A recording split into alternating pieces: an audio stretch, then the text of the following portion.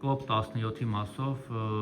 ովքեր են ասացիք 197 երկիր է, 197-ն էլ արդեն հաստատել են, որ գալու են, եւ 96-ը հաստատել են, որ գալու են, եւ Ադրբեջանը այդ ցանկում կա, ինքը հյուրընկալվելու է Հայաստանում, թե ոչ, եւ ինչպես է պատրաստվում ընդունել Ադրբեջանի ներկայացուցիչներին։ Շնորհակալություն։ COP17-ի անդամ երկրները 196-ն են, եւ հրավիրող կողմը ոչ միայն Հայաստանն է, սա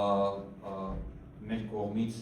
սա ես նշեցի, մենք հյուրընկալում ենք եւ նախագահում ենք միջոցառումը, սա այնպես չէ, որ սա լոկ միայն Հայաստանն է միջոցառումը, սա համաշխարհային միջոցառում է եւ հրավիրող կողմը Հայաստանի Հանրապետությունն է որպես նախագահ եւ իհարկե Միացյալ Ազգերի կազմակերպությունը, բոլոր երկրները դերակացված են օրերի հետ կապված, միջոցառման հետ կապված, պաշտոնական հրավեր չի ուղարկվել, առաջիկայում նաև դրանք կուղարկվի, բայց բոլոր շրջակա միջավայրի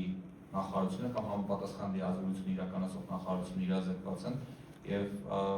կարծում եմ Պարսաշյան պաշտոնյաների, նախարարների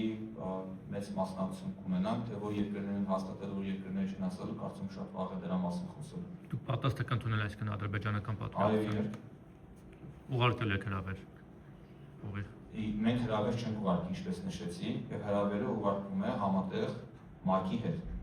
Սա եւ մեր միջոցառումն է, եւ ընդհանուր գլոբալ միջոցառում։ Այսինքն մենք հրավիրում ենք բոլորին, բոլոր 196 երկրներին։